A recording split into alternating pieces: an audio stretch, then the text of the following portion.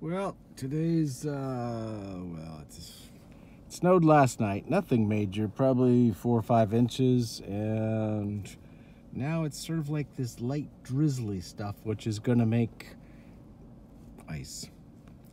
So I've got to run out this morning and bring my father to an appointment and then come back. And then it's supposed to be sunny this afternoon. So I got like a couple more errands to run and then off we go. Well, not off. Not till later tonight. Okay, here's an exact example of New England weather. Snowed last night. You saw the picture I put up a little bit earlier. Snow's all stopped. Freezing rain's all stopped. And it's a sunny, beautiful day. And that's how it goes. You can never tell around here. You know, it switches all the time. Oh, look at that. I see, you can't see that.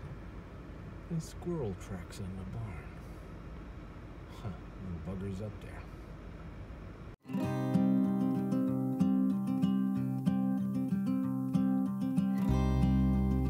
I got pretty much everything I needed done after I get done this one.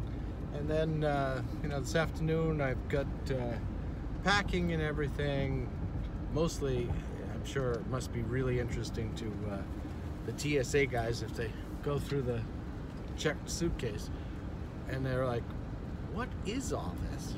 If you've never seen green beans for coffee, like, what is this guy? It must be some kind of health food nut or something. There's bags of like greenish beans in here. I'm sure it must be quite the entertaining talk if they do, and I'm sure they do. But this trip back, I've got a whole bunch of different varieties of coffee to test out because I'm trying to get down to a you know, trying to figure out which ones are going to work, which ones would be, you know, like good consistent coffees to have, and then you know, have good flavor, blah blah blah. It can be roasted lighter, it can be roasted darker. So I have some from Bolivia, let's see, Burundi, Haiti, Dominican Republic,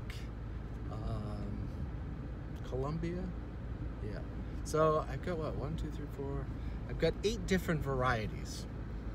So I'm interested to see. I'm really interested to see in the Dominican Republic one and Haiti. And some of these are organic, some are fair trade. So I'm trying to, you know, there's a lot of things that you want to work out, and then where can you get them at what price is another part of that equation. The beans from Haiti should be interesting, but they're not cheap. I mean, I only bought a pound of those because they're not cheap. I wanted to see what they're like, but you're looking at $12.45 a pound on the 1 pound. The more you buy, the cheaper it gets, but you're still not going to get down around $4 or $5, $6 a pound, even in a bulk order.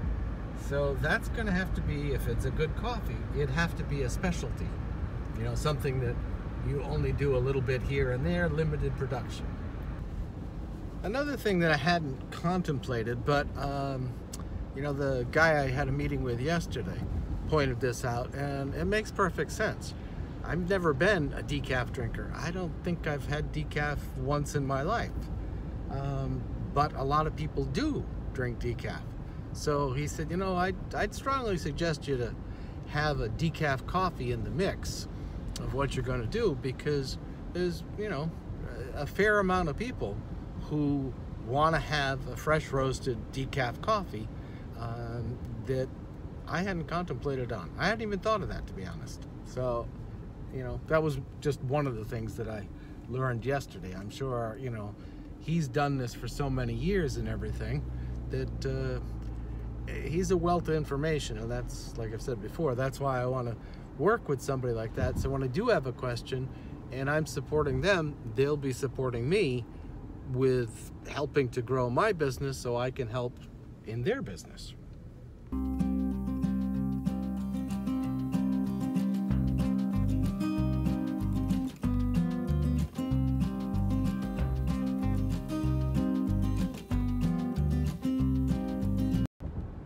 That sort of brings up a point that I've never been a monstrous mega business, blah, blah, blah kind of thing. But as a small business owner, I've always tried to help out local businesses, support what they're doing, with the expectation that that would be reciprocal. Now, you know, and a lot of times that isn't reciprocal. Even though I would have something they could use, that it doesn't work out. And when that type of scenario happens, I tend to, you know, sever that relationship, in all honesty. I mean, there's been people in Eleuthera that have never done anything, and I've approached them to, you know, do something together while we were more involved, and no, oh yeah, and then nothing. And so I won't promote those people. I stopped. I won't do it, and I won't give them anything, because they're just all about themselves, and that to me doesn't work as a small business. As a small business, you have to be part of a, it's not a giant community, but it's a community of people that there's other business owners, you help each other out, the public, your clients, there's a whole slew of factors, and all of these play together. It's not just about you and what you want and your business, you know. So like in the coffee business, now it'd be easy for me to be in the coffee business and only drink my coffee, but I'm not going to do that. I'm going to go and go to other businesses who are selling coffees or coffee shops, and, you know, help support them too. Am I going to buy 50 cups of coffee at once? No, but I am going to come, maybe do a video about it. Maybe it'll help their business in some way or whatever. Some people will see it. But, you know, in this day and age, and again, this is my opinion, when you're a small business, you can't just be you, like you're a little island out in the middle of the ocean. You need a whole group of people to help support what you're doing. Your customers, your other local businesses, and that all is one sort of big circle. Everybody gets treated fairly. Everybody gets a good shake at making their businesses work. But not everybody thinks that way.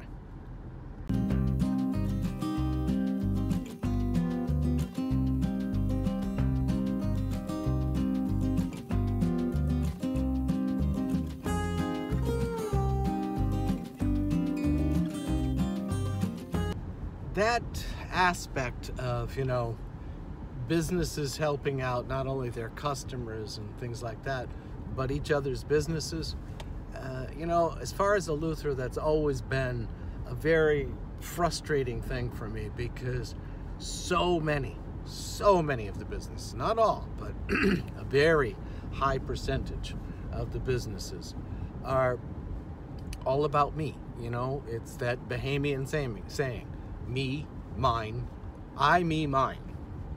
And, you know, I'm sure at some point, due to hard times and everything else, that was a very valid plan, because if you didn't make everything you could make when you could make it, you might not make it in the dry times or the less prosperous times.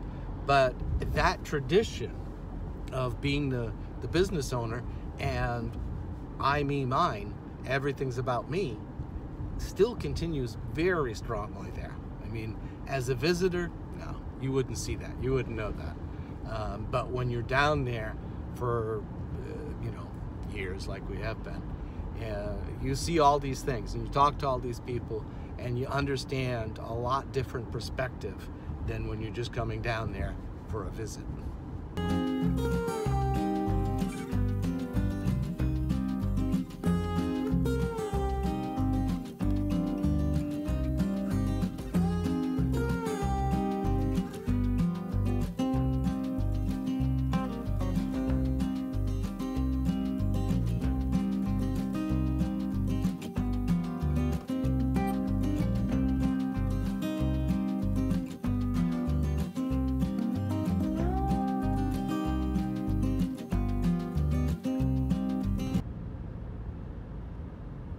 Well, I've got everything that I can get. There was one thing that Sid wanted, these like hand wipe things called handy wipes.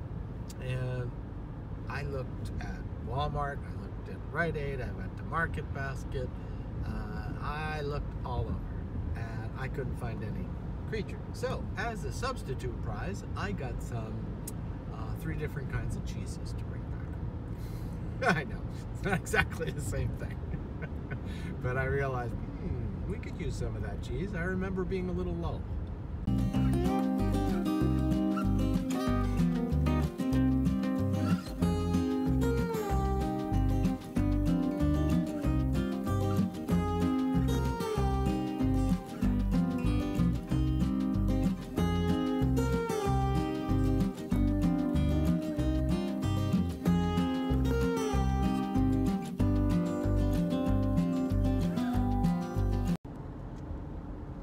Thing, well, there's a couple things that are still left to do. I've got to pack the suitcases and then, you know, weigh them to make sure I'm under the allowable 50 pounds. And then, of course, I'm going to have to pay more when I get to Nassau because the little planes only take 40 pounds. So you can't exactly put 40 pounds in for like JetBlue and then you're wasting 10 pounds. But then when you get to Southern for that last, and when I just did it, you know, I don't know, it was ridiculous. When I came back, I was over, are you ready? 2 pounds. And Southern charged me $32 for that 2 pounds. I thought that was a little bit more than ridiculous, to be honest. But I wasn't going to argue with it. My money to them is coming to an end, so oh well. Oh yeah, I hear there's somebody, I don't know who it is, some politician or something, is saying something about we need to get rid of all the cows and airplanes. I don't know if it's the same one or it's 2 different ones. So no cows and no airplanes. I'm not sure how that's going to go over. Where do people get these ideas?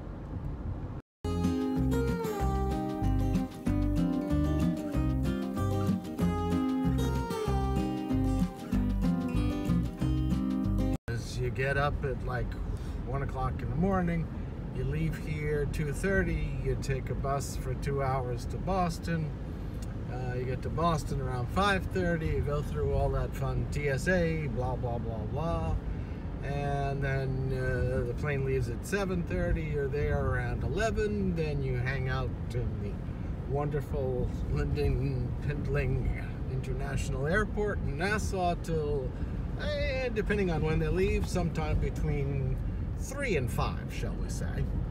And then you finally get back. So, it's a long day.